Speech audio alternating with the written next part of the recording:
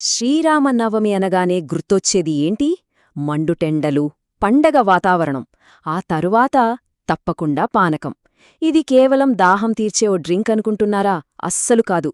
దీని వెనుక మనకు తెలియని ఒక అద్భుతమైన సైన్స్, ఒక గొప్ప సంప్రదాయం దాగి ఉన్నాయి.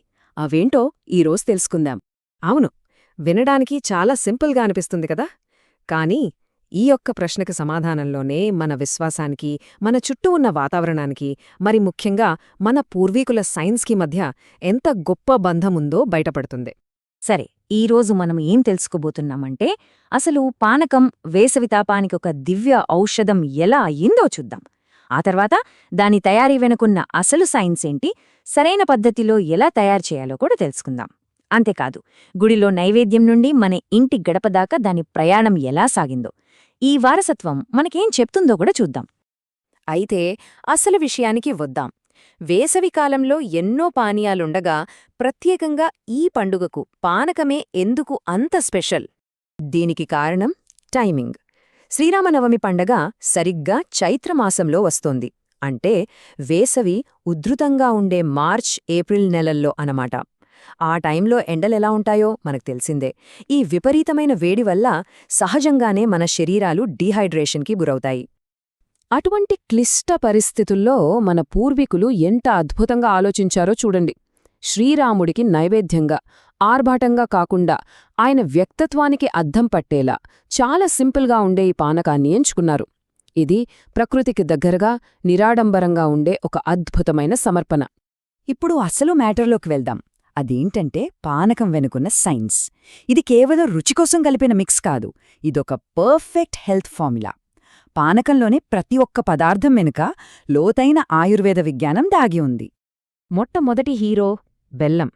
ఇది కేవలం స్వీట్నర్ అనుకుంటే పొరపాటే. పంచదారలా కాకుండా బెల్లం మన శరీరానికి కావలసిన మినరల్స్, ఎలక్ట్రోలైట్స్ అందిస్తుంది. ఇది నెమ్మదిగా శక్తిని రిలీజ్ చేస్తుంది. అంటే బ్లడ్ షుగర్ లెవెల్స్ సడన్గా పెరగవు. అన్నిటికన్నా ముఖ్యంగా ఆయుర్వేదం ప్రకారం బెల్లం జీర్ణమయ్యాక శరీరానికి చలువు చేస్తుంది. ఇక్కడే ఉంది అసలు కిటుకు. మనం వాడాల్సింది పచ్చి అల్లం కాదు, శొంఠి అంటే ఎండు అల్లం. రెండిటికీ చాలా తేడా ఉంది. శొంఠి జీర్ణశక్తిని పెంచుతుంది, కానీ శరీరంలో వేడిని పుట్టించదు. పైగా వేసవిలో మన శరీరంలో పేరుకుపోయిన టాక్సిన్స్ని, ఆయుర్వేద పరిభాషలో చెప్పాలంటే ఆమను బయటకు పంపడంలో హెల్ప్ చేస్తుంది. ఇక మిరియాల విషయానికొస్తే ఇదొక మ్యాజిక్ ఇంగ్రీడియంట్ లాంటిది, ఒక క్యాటలిస్ట్ అన్నమాట. అంటే పానకంలో ఉన్న బెల్లం, శొంఠి వంటి పదార్థాల్లోని పోషకాలను మన శరీరం ఇంకా బాగా గ్రహించేలా చేస్తుంది. మొత్తం డ్రింక్ ఎఫెక్టివ్నెస్ను ఇది పెంచుతుంది. సో చూసరిగా, ప్రతి పదార్థానికి రెండు ప్రయోజనాలున్నాయి. ఒకటి మన శరీరానికి, అంటే శారీరక ఆరోగ్యానికి. రెండవది మన మనస్కి. ఇవి స్వచ్ఛత, దైవత్వం, సమతుల్యత వంటి భావనలను సూచిస్తూ ఆధ్యాత్మికంగా కూడా మేల్చేస్తాయి. మరీ ఇంత పవర్ఫుల్ డ్రింక్ పూర్తి బెనిఫిట్స్ మనకు అందాలంటే దాన్ని కరెక్ట్ పద్ధతిలో తయారుచేయాలి. ఏదో కలిపేశాం, తాగేశాం అంటే కాదు. శాస్త్రమేం చెబుతోందో చూద్దాం. ప్రాసెస్ చాలా సింపుల్, కానీ ప్రతి స్టెప్ ఇంపార్టెంటే. ముందుగా రూమ్ టెంపరేచర్ నీటిలో బెల్లం కరిగించాలి. ఆ తర్వాత బెల్లంలో ఉండే నలకలు పోవడానికి వడపోయాలి. అప్పుడు శొంఠి, యాలకులు, మిరియాల పొడి వేసి బాగా కలపాలి. చివరిగా ఆ ఫ్లేవర్లన్నీ బాగా మిక్స్ అవ్వడానికి కాసేపు దాన్ని కదపుకుండా వదిలేయాలి. కాని ఈ రోజుల్లో మనం తెలియక కొన్ని తప్పులు చేస్తుంటాం. ఇవి చిన్నవే అనిపించినా పానకం అసలు గుణాన్ని మార్చేస్తాయి. అవేంటంటే శొంఠికి బదులు పచ్చి అల్లం వాడటం, బెల్లానికి బదులు పంచదార వేయటం. అన్నిటికన్నా పెద్ద తప్పు ఐస్ వాటర్ కలపటం. ఎందుకంటే ఆయుర్వేదం చాలా క్లియర్గా చెప్తుంది, మండుతున్న ఎండలోంచి వచ్చి సడన్గా ఐస్ వాటర్ తాగితే ఏమవుతుంది? మన జీర్ణ వ్యవస్థకు ఒక రకమైన షాక్ తగులుతుంది, పోషకాలను గ్రహించే శక్తి తగ్గుతుంది. అందుకే మన పెద్దలు పానకాన్ని మట్టి కుండల్లో పెట్టేవారు. అది సహజంగా చల్లగా ఉంటుంది, శరీరానికి హాని చేయదు.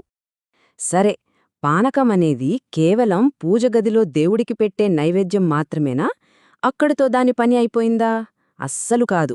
దాని ప్రయాణం అక్కడి నుండే మొదలవుతుంది.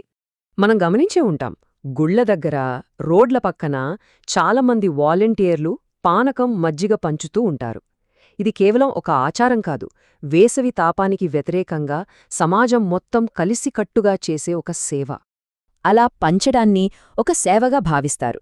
దాహం తీర్చడం ద్వారా పుణ్యం వస్తుందని నమ్ముతారు. చూడండి, ఒక మతపరమైన ఆచారం ఎలా ఒక సోషల్ సర్వీస్గా మారిపోయిందో. ఇది మన సంప్రదాయంలోని కరుణ, సామాజిక బాధ్యతలకు నిదర్శనం. సో ఫైనల్గా మనం ఏం అర్థం చేసుకోవాలి? ఈ గ్లాస్లో ఉన్నది కేవలం ఓ పాతకాలపు డ్రింక్ మాత్రమేనా? లేక అంతకు మించి ఇంకేనైనా ఉందా? ఇది మనకొక పాఠంలాంటిది. విశ్వాసం, విజ్ఞానం, ప్రకృతి ఈ మూడింటినీ మన పూర్వీకులు ఎంత అద్భుతంగా బ్యాలెన్స్ చేశారో చెప్పే ఒక గొప్ప ఉదాహరణ. మన ప్రాచీన సంప్రదాయాలు కేవలం మూఢనమ్మకాలు కావు, అవి పర్యావరణంతో కలిసి జీవించడానికి వాళ్లు కనుగొన్న సైంటిఫిక్ సొల్యూషన్స్. ఈ ఒక్క పానకం కదే ఇలా ఉంటే, మనం మర్చిపోయిన మన ప్రాచీన సంప్రదాయాల్లో మన ఈనాటి సమస్యలకు ఇంకెన్ని పరిష్కారాలు దాగి ఉన్నాయో కదా. బహుశా మనం వెతుకుతున్న ఆధునిక సమాధానాలు కొన్నిసార్లు ఇలాంటి సరళమైన పద్ధతుల్లోనే దొరుకుతాయేమో. ఆలోచించండి.